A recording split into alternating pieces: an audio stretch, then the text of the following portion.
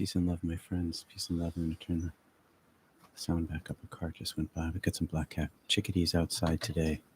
Tap, tap, tap, keeping us company. If it's too loud, let me know. I'm going to actually pay attention to that today. I'm going to turn it down to mute as soon as I need to. Anyway, peace and love to you all. Thanks for being here.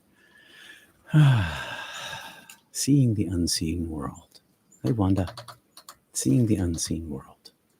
John 14 from Aramaic Mystical Jesus. So peace to be with you, my friends. I'm going to turn them down now. Peace be with you. Hello, my buddies. Quiet down, quieting down.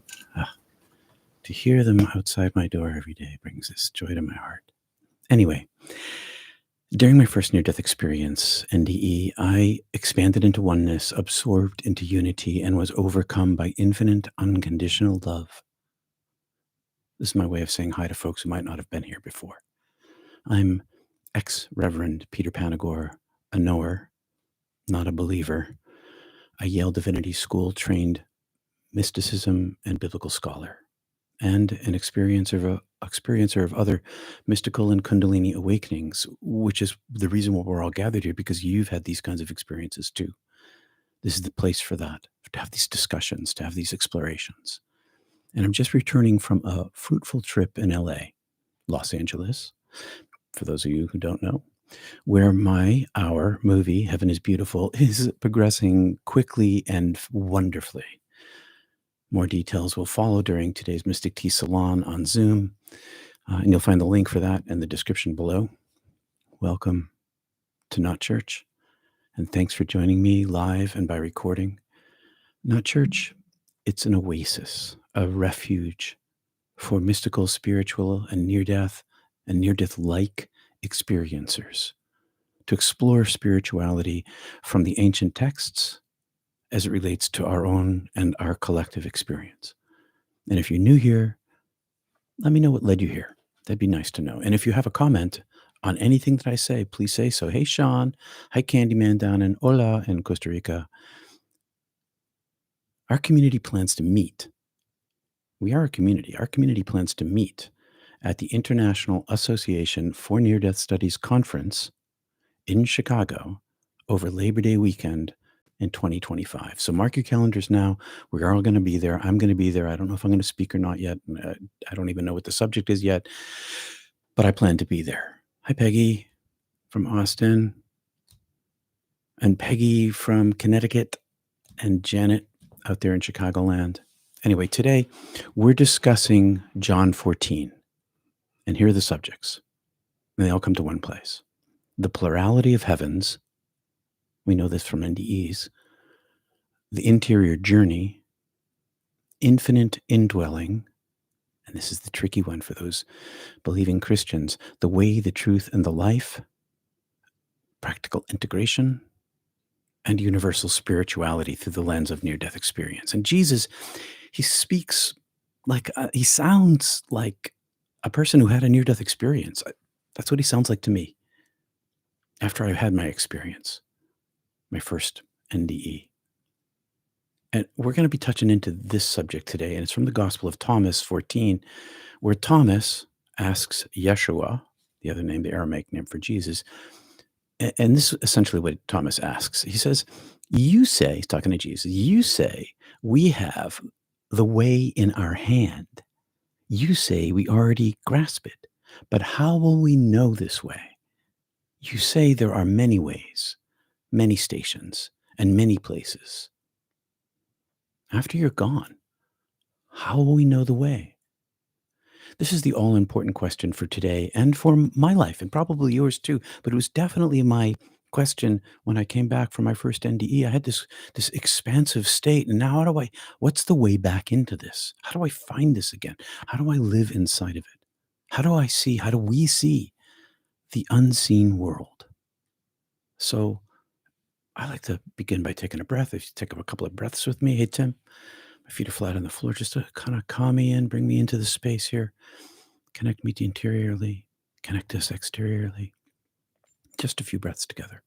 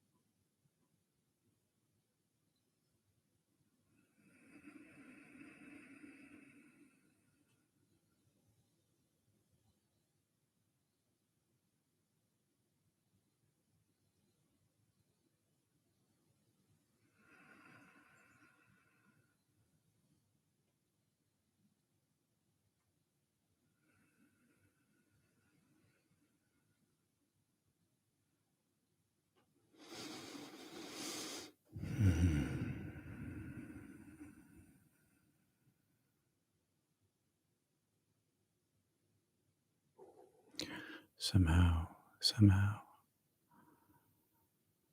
we lost our place. Oh, there we go. There it is.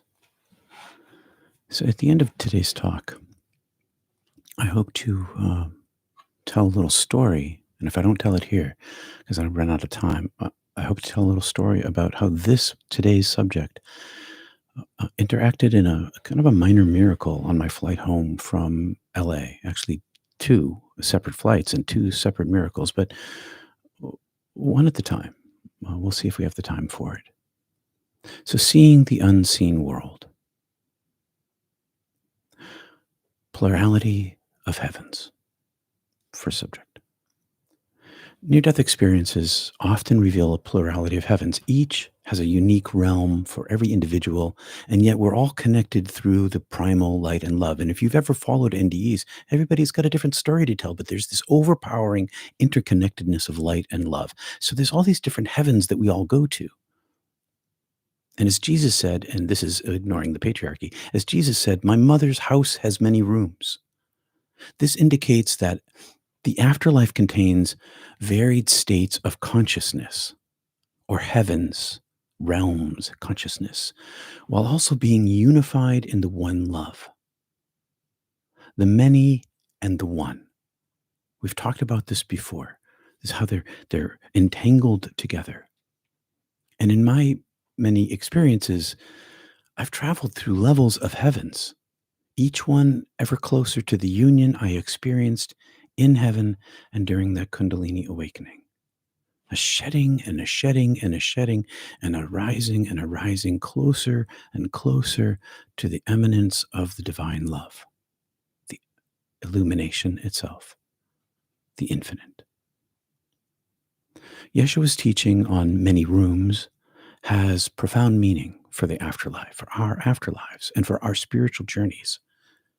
In John 14:2, many mansions, or in other translations, rooms, doesn't refer to physical structures. It's not a thing. It's not a building. It's not a structure. It's no molecules there. The Aramaic Jesus suggests this in the Aramaic. Yeshua suggests these are temporary resting places. That's what the Aramaic brings to it. A temporary resting places you pass through, metaphors of evolving states of consciousness. And I experienced these temporary resting and changing states of consciousness during my first NDE, and later through, and even earlier, through many mystical experiences. There are levels of heaven. And many of you have touched them yourself. When, like Ezekiel in chapter 13:2, Ezekiel, where it says, he was uplifted by the Spirit. You too have been uplifted by the Spirit in little and large ways. That's the energy itself. That's the presence of the power itself. And it leads you into every mystical experience is different. Tell me I'm wrong about that. But every one of mine is different. And they're all heaven. They're all this presence of heaven. I want to talk a little bit about the interior journey. And many of you have read some of Teresa of Avila's Interior Castle, or critique of the Interior Castle. And what she says in the Interior Castle is super helpful here.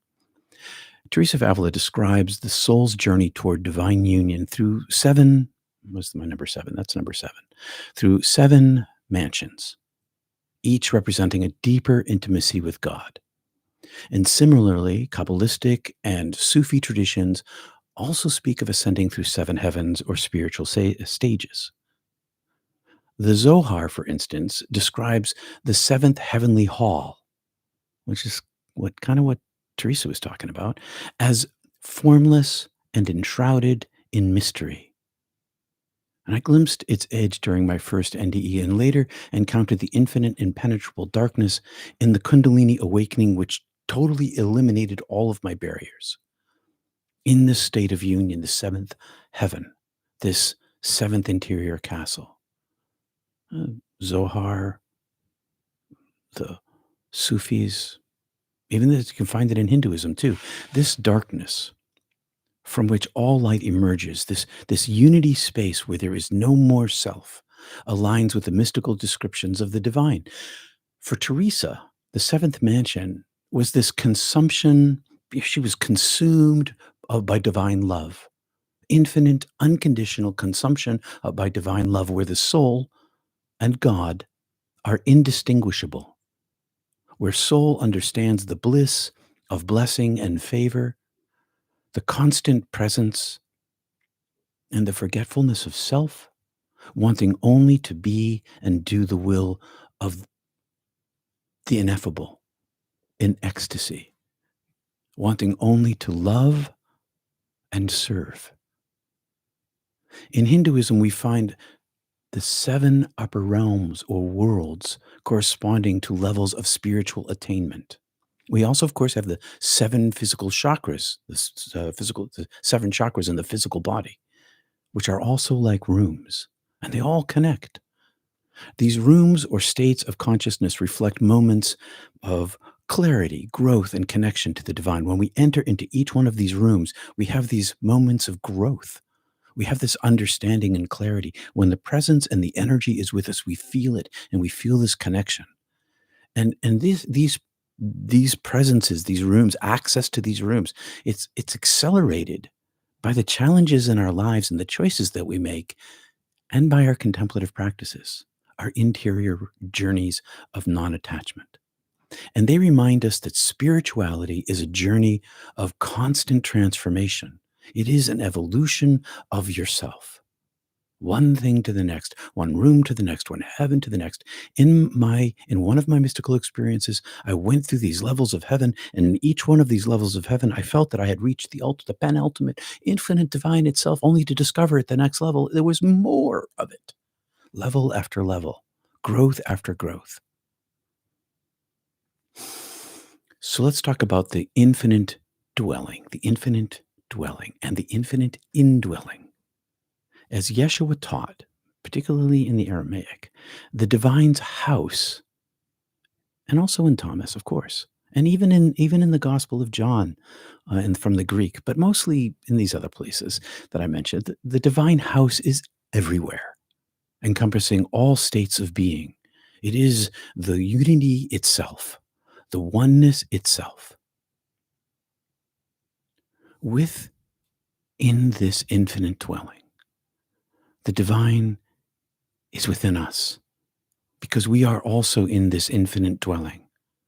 And every moment of connection with this energy brings us closer to the beloved. Every time we make a choice to be inside this space, we grow closer to the force, like in Star Wars, the ever-present guiding energy. Trust the force, Luke. Trust the force. The Bhagavad Gita emphasizes the all-encompassing presence of the divine. In chapter 10, Lord Krishna declares himself as I am the self, capital S, seated in the hearts of all creatures. This is the goal of a contemplative life. This is the truth of what it is to be a human being. It's the golden light within. But Thomas asks, how we get there? How do we get there? How do we know the way? And Yeshua, he promises to prepare a place. I go to prepare a place for you. This signifies blazing a trail in the unseen world for others, his disciples in particular, and us to follow. This is like a breath trail, like a vapor trail left by an airplane that shows us the way and yet dissipates. It guides us into a deeper divine connection. Jesus transmitted this divine energy to his people. I've talked about this before. You see it in the art. Shakti, prana, chi, or Holy Spirit, whatever you want to call this divine energy, this is the way he was showing them. Not that his body and his teachings were the way. It's not the learning of the teachings. It's the practicing of the presence that's the way. Teaching them and us to experience this energy with a capital E that is both the guide and the path and the goal. It is the guide, the path, and the goal. to follow this energy. And you have felt this energy. You've felt it every single time you've felt this tingle, this warmth, this kundalini rising, this energy between your palms. You feel it in others. You see it in the light of. You hear it in babies' cries when they're joyful, and you feel it in chickadees. It's the energy that is all things. It's the path. It's the guide. It's the goal. The way, the truth, and the life. Follow the energy. It is the big guru. Guru. It's what I have done in my Kriya Yoga practice out of desperation. I found that this indwelling energy was the path, is the guide, is the connection, and leads to home, and home is always present when it is there. And so that's why I practice the yoga that I practice, because the energy leads to itself in the same way that the light sees itself. The divine energy leads to itself. This is what Jesus was talking about when he said, I am the way, the truth, and the life. In Yeshua's response to Thomas in John 14:6, he says, I am. We talked about this a long time ago, 2 or 3 years ago, the I am. This refers to the divine essence. He's not talking about the man Jesus. He's talking about the divine essence, the eternal, the name, the Havye Vavye, the YHWH, the ineffable, all of these languages, all of these things that we cannot touch, that is the living divine energy of the spirit, not the physical man. The body dies. The soul is connected. The purpose and practice of the body is to reconnect while we're here. And it's evident in the Aramaic that Yeshua's words provide practical guidance. Okay, here we go. The way. This is a path illuminated by inner light and connection, showing us where to step next. The truth. An inner compass that helps discern the right direction. The energy teaches itself. The life, the vital energy that renews itself. It empowers this whole process as we release the burdens and attachments and instead embrace this transformation. This Trinity, inner light, connection, compass. Oh yeah, right. I'm going to throw in energy, so it's really not a trinity here. It's the inner light connection, the compass, and the energy. Oh, there it is. I did get it right. Inner light connection, compass, and energy. This Trinity encourages us to align with the divine source, the thing itself, the way, the truth, and the life. It's the path. It's the connection. It's the light energy that is the power of the practice. Once you feel of it, and maybe you're feeling of it now, because I sure as heck am. Once you feel of it and evolve by letting go what no longer serves us, it grows. It grows and it leads. And it helps us embody our true nature of light, kindness, and compassion. It is the teacher itself. That's what I keep saying. You don't need me. Okay? What you need is this divine energy. I am passing through this energy. It's eternal. It is who you are and what you are and where you're from. So how do we do this? What's the practical practice? What's the integration? What do we do? To integrate mystical experience into your daily life, Aramaic Yeshua in the Gospels emphasizes, we've talked about this over the past few months as we've gone through Dr. Klotz's book, Revelations of the Aramaic Jesus, that the Ruha, the breath, soul, is central to the practice.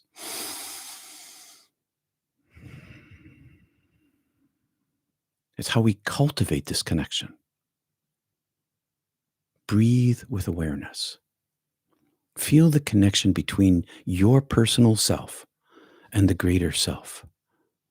We do this by touching the place where you've been touched. I talked about this.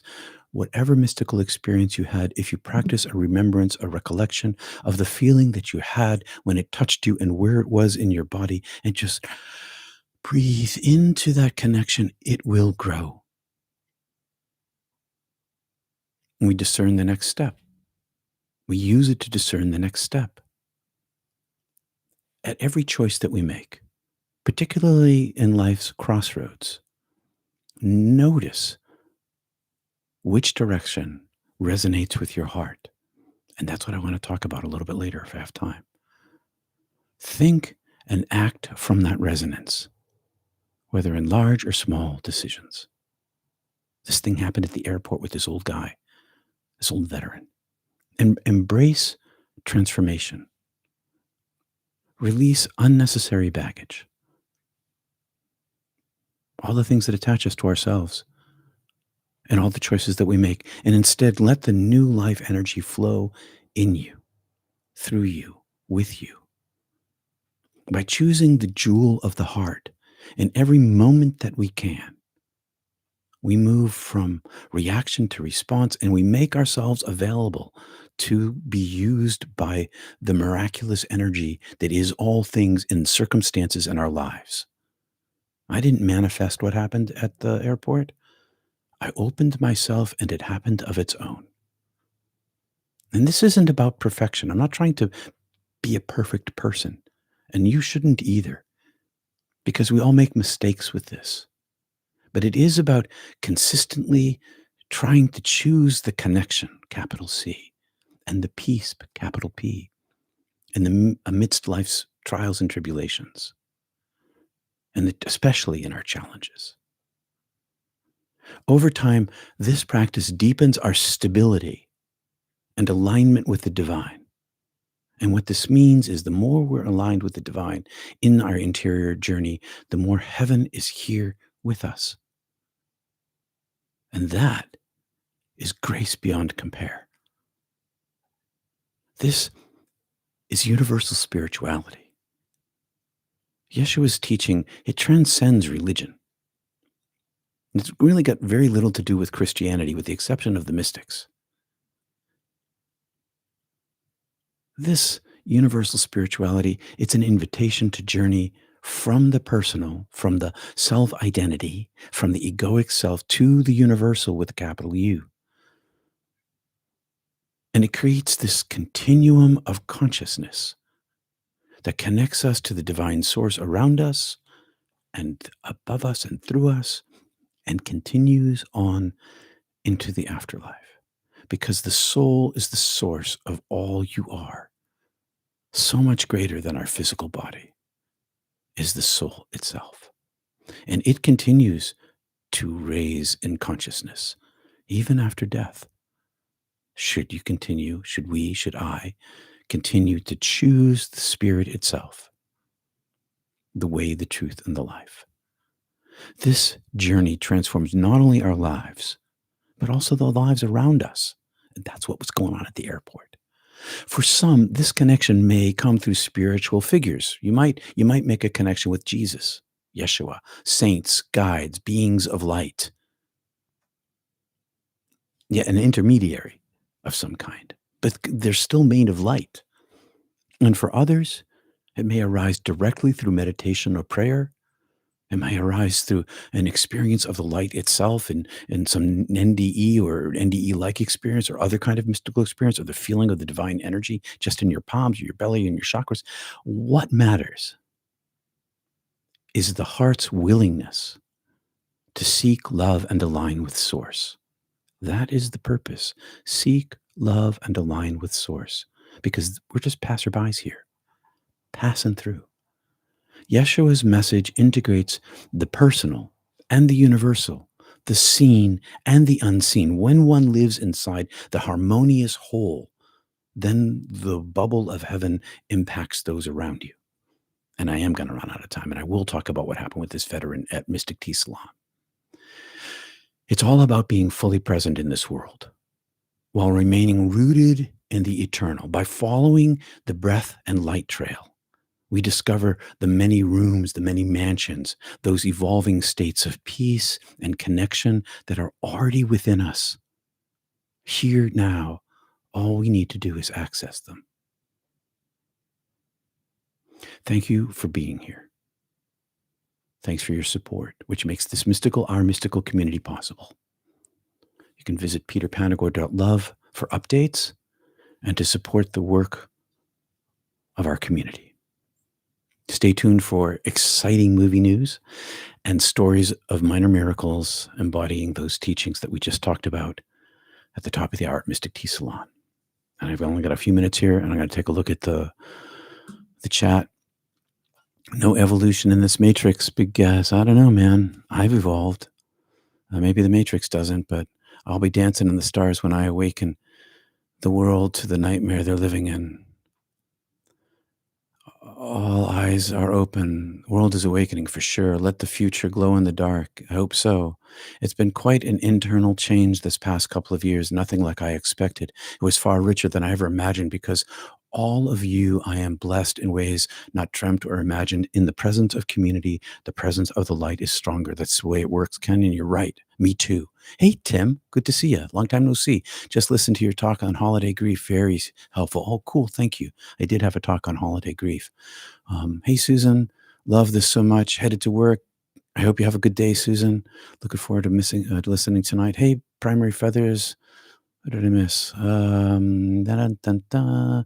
Hey, Rose, Kenzie One, Kai Mikazi. Is this why I get the chills when you listen to music sometimes? Absolutely. I get the chills every time I listen to Miles Davis. He's playing from Love Supreme or to Bach or to in one of my youth, it was Yes or Moody Blues. Yeah, for sure. For sure. You get the buzz. I see it when I see paintings too. I went to the Getty when I was in LA and I saw a painting and went, oh my God, it just radiated this love and this light. Um, yeah, it's a low vibrational reality we're living in. That's for sure, guys. But it's inside of us. It's also access to the high vibration is right here. Uh, I want awakening for everyone. Me too. But you know what's going to happen in the moment of their death? They're all going to get it anyway. So it's totally cool. Um, it's totally great. It's all going to happen. Maybe not here. We'll see. Hey, Octavio, thank you very much. Wanda, thank you. I feel what you're saying. The more I let myself be, the more I am. May your holidays be filled with joy. Everyone, this is it. What she's saying is it. And I want to thank people for the super chat, KT and Catherine.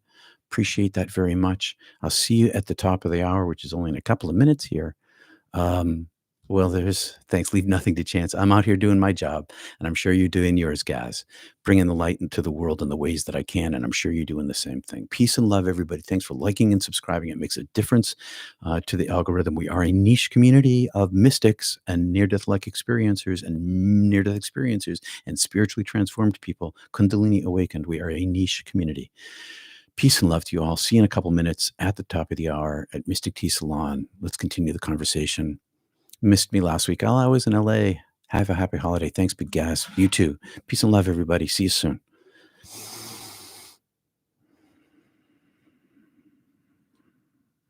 All right. Thanks, Ken.